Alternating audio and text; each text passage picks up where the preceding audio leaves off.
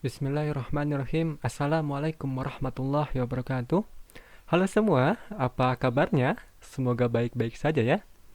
Dan di video kali ini kita akan berusaha belajar sedikit demi sedikit mengenai apa itu kanker kolon. Nah, akan tetapi teman-teman, sebelum kita ke dalam pembahasan materinya, saya ingin memperkenalkan diri terlebih dahulu.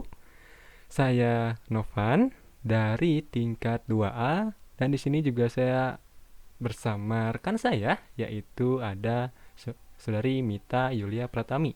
Nah, apa saja yang akan kita bahas dalam video ini? Di antaranya, kita akan membahas definisi dari kanker kolon, etiologi, patofisiologi, screening dan diagnosa, juga penata laksanaannya ya, tidak lupa. Begitu, kita langsung saja ke dalam materinya, yaitu tentang apa itu kanker kolon. Nah, kalau dari gambarnya kita udah dapat ya clue-nya sedikit gitu kan. Kanker kolon adalah pertumbuhan sel yang bersifat ganas yang tumbuh pada kolon dan menginvasi jaringan sekitarnya. Jadi udah dapat ya clue-nya, yaitu pertumbuhan sel yang ganas gitu kan.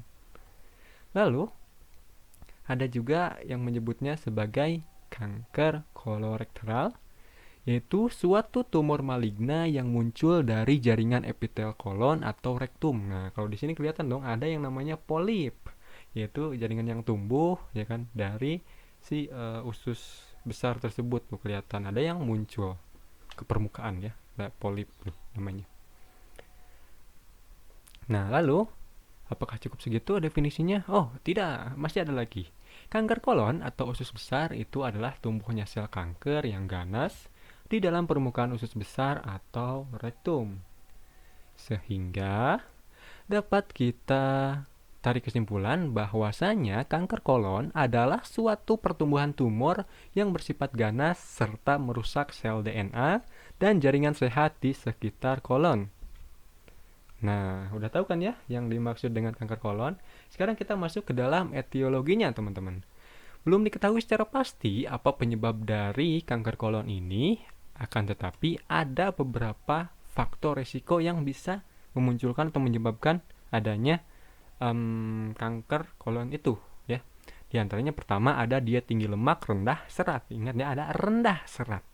Nah, diet rendah serat tinggi lemak ini digadang-gadang atau diduga meningkatkan resiko karsinoma kolorektal yang tadi ya, yang polip-polip itu. Nah, seseorang dengan asupan rendah serat mempunyai risiko sekitar 11 kali lebih besar terkena karsinoma kolorektal tadi.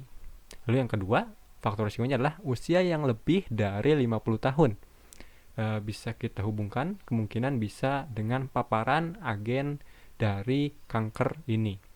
Yang ketiga, adanya riwayat nih teman-teman, riwayat dari keluarga satu tingkat generasi dengan riwayat kanker kolorektal mempunyai risiko lebih besar sekitar 3 kali lipat. Kalau penelitian yang lain ada yang menyebutkan sekitar 10 sampai 15% itu bisa terkena gitu kan, kalau misalkan punya riwayat keluarga. Lalu yang keempat adalah familial polyposis coli, ada Gardner syndrome juga dan juga Turcos syndrome. Apa itu? Yang pertama, yang polyposis coli ini tumbuhnya tumor di epitel permukaan usus besar. Nah, jadi yang familial polyposis coli ini tumbuhnya tumor di epitel permukaan usus besar, sedangkan kalau Gardner syndrome itu dia tumor di jaringan lunak. Nah, kalau Turcos syndrome ini adalah polip yang berkembang dengan adanya dorongan atau bawaan dari genetik.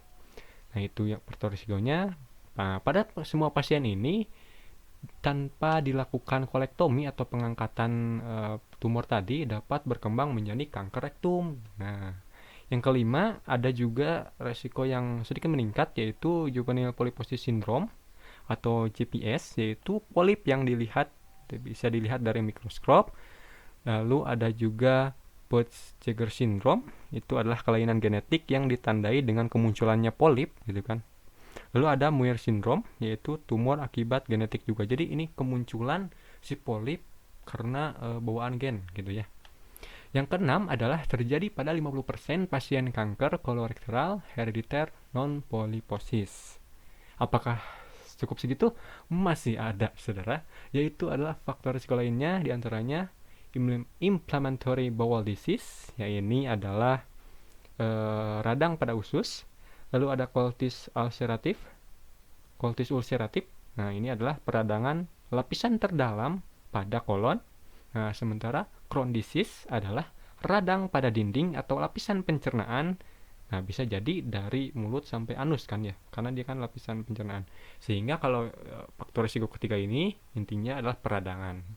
Kalau inflammatory bowel disease dia pada usus. Kalau colitis ulceratif dia peradangan pada lapisan terdalam kolon. Kalau Crohn disease dia peradangan pada lapisan pencernaan. Itu ya risikonya diantaranya. Lalu selanjutnya kita akan masuk ke dalam manifestasi klinisnya. Ada 3 yang paling sering muncul, yaitu pertama perubahan pola BAB, bisa jadi dia diare, bisa jadi sembelit. Lalu adanya rasa nyeri atau perut terasa penuh. Lalu nah ini, ditemukannya darah baik itu warnanya terang maupun gelap pada feses. Nah itu 3 yang paling sering.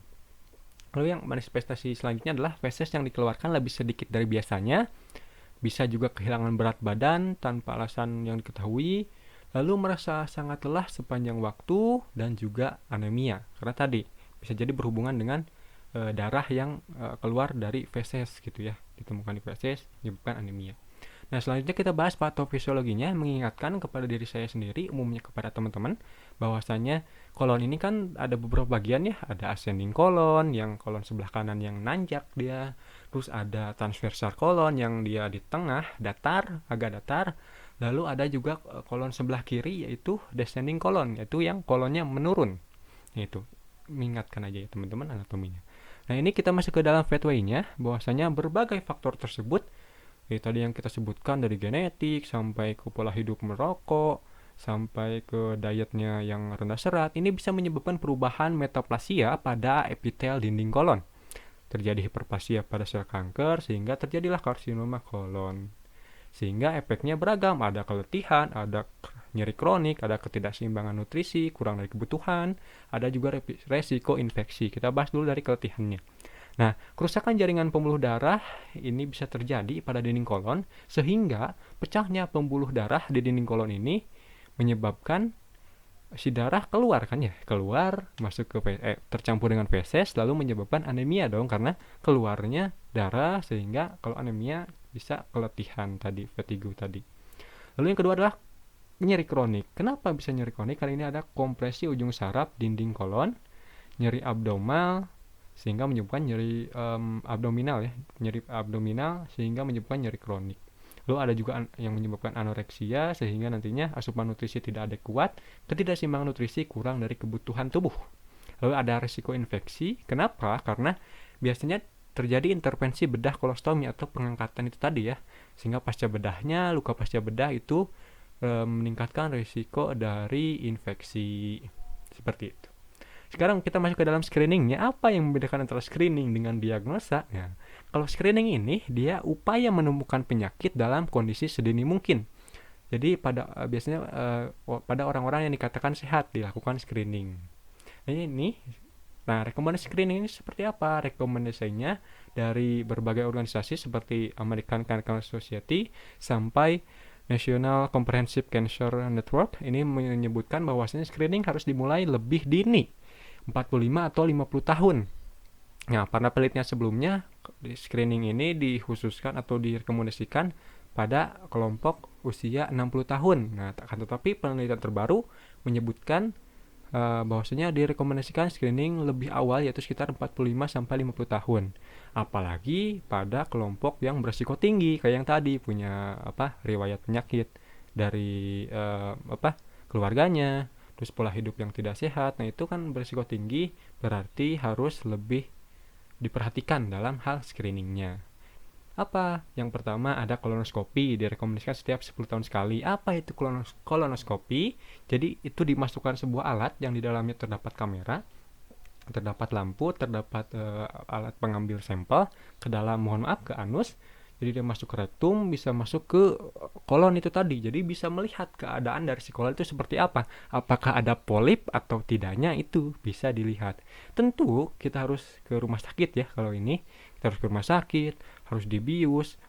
Ketidaknyamanannya pun ya tidak nyaman. Karena kan yang namanya dimasukkan alat kan nggak nyaman ya. Lalu biayanya pun cukup besar gitu ya. Lalu yang selanjutnya adalah CT scan. Jadi ini di scan ya. Kita bisa melihat keadaan dalam ya seperti apa, apakah ada memang tumornya atau tidak, bisa dilihat lewat sini. Nah ini ada alternatif lain, yaitu dengan fecal immunochemical test atau FIT. Nah ini lebih mudah karena ini lebih nyaman karena tidak perlu dimasukkan alat, tapi ini cara kerjanya adalah kita ambil sampel feses. Nah ini kita gunakan untuk dites nanti di laboratorium apakah ditemukan tanda-tandanya atau tidak. Nah ini temennya sama, yaitu Guelph Fecal Occult Blood Test (GFOB). Ini sama tiap tahun juga.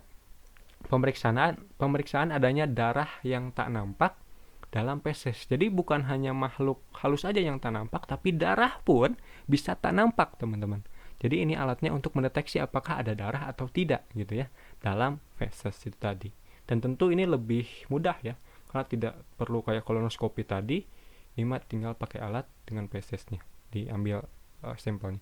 Nah sekarang kita masuk ke dalam digital rectal examination, atau yang bahasa kitanya adalah colok dubur. Jadi kita periksa menggunakan jari, jangkauannya sekitar 10 sampai 15 cm, apakah ditemukan adanya polip, benjolan gitu kan ya, polip, tumor, apakah ditemukan atau tidak. Tentunya ini jangkauannya terbatas, hanya 10 sampai 15 cm kan jari ya. Nah, kalau mau lebih lengkapnya berarti pakai yang kolonoskopi tadi gitu kan, bisa nyampe ke kolon transversal, kolon ascendent, descendent gitu kan ya. Kalau ini mah terbatas, bisa sampai rektum, 10 sampai 15 cm aja ya, untuk mengetahuinya ada benjolan, ada tumor atau tidaknya. Nah, lalu kita masuk ke dalam gambaran stadiumnya seperti apa. Di sini ada 4 stage dengan ditambah stage 0. Nah, stage ini atau stadium bisa kita ukur dari indikatornya berupa tumor. Yang pertama, yang kedua ada nodal atau kelenjar getah bening, yang ketiga ada dari metastasisnya. Nah, metastasis ini kita udah pelajari di semester sebelumnya, yaitu semacam penyebaran ya. Penyebaran dari sel kankernya ini. Nah, kita bahas dari yang stage 1, dia kalau kita stage 0 dulu ya, maksudnya langsung ke 1. Stage 0 ini kita lihat dia hanya apa ya? Dia hanya menempel. Menempel pada dinding usus ya. Sementara kalau stage 1 dia sudah menembus nih ke lapisan mukosa, ke lapisan submukosanya. Yang stage 2 bahkan dia menembus ke dalam ototnya, ke otot usus besar atau usus kolon, yaitu muscularis propial, dia udah nembus ke sana. Stage 3 bahkan lebih dalam lagi ke lapisan serosa. Stage 4-nya, nah ini dia bisa metastasis atau berpindah. Kalau bahasa animanganya Hiraishi no Jutsu gitu kan, berpindah dari satu tempat ke tempat lainnya. Menyebar, lebih tepatnya menyebar. Nah, stage 4 ini gawat, teman-teman, bisa menyebar, dia bisa menyebar ke organ lainnya, semacam liver, paru-paru gitu kan. Bisa menyebar yang gawat. Ya, pokoknya gawat kalau misalkan sudah stage 4 ya. Kalaupun lihat dari angka harapan hidup berdasarkan penelitian dari stage 1, stage 2, kita lihat 5 tahun, dalam jangka waktu 5 tahun dia bisa bertahan 85%, jadi masih tinggi ya kan, alhamdulillah. Tapi kalau misalkan semakin besar stage-nya, maka angka harapan hidup dalam 5 tahun pun itu semakin rendah ya tentunya. Jadi kita harus benar-benar menjaga pola hidup kita, pola makan ya. Nah, selanjutnya kita masuk ke dalam pelaksanaan. Itu setidaknya ada pembedahan, radioterapi, dan kemoterapi. Pembedahan ini dikhususkan untuk stadium 1 ya. Stadium 2, 3, 4 pun bisa, namun biasanya disertai dengan radioterapi, kemoterapi. Karena untuk pengangkatan yang stadium besar, stadium 2 ke sana itu biasanya muncul kembali ya, sehingga ditemani atau digunakan juga radioterapi hingga kemoterapi. Nah, selanjutnya nih teman-teman, ada penata laksanaan keperawatannya seperti apa? Yaitu pertama ada dukungan adaptasi dan kemandirian. Lalu yang kedua adalah di dietnya. Kalau misalkan tadi dietnya rendah serat, lalu tinggi lemak, tinggi protein, nah berarti diubah. Harus cukup seratnya, cukup proteinnya, cukup lemaknya juga. Lalu meningkatkan kenyamanan tentu, karena tadi ada rasa nyeri. Kita harus bisa memanage gitu kan nyeri tersebut supaya tidak memperparah kondisi ya. Berarti manajemen rasa nyeri ya. lalu mempertahankan fungsi fisiologis yang optimal hingga mencegah komplikasi, plus ada memberikan informasi tentang proses atau kondisi penyakit, prognosis itu semacam perkembangan penyakit ya, prediksinya perkembangan penyakit hingga kebutuhan pengobatannya ya, penata laksanaannya tuh. Nah oh ya, kalau begitu terima kasih teman-teman karena sudah habis ternyata materinya. Dan terima kasih atas atensinya. Semoga apa yang disampaikan bisa bermanfaat untuk kita semua. Mohon maaf terhadap kesalahan-kesalahan yang terjadi maupun bercandaan-bercandaan yang mungkin tidak enak di hati. Mohon untuk dimaafkan. Saya Nopan bersama rekan saya Mita pamit undur diri. Tetap semangat. Salam sehat. Salam tangguh. Assalamualaikum warahmatullahi wabarakatuh.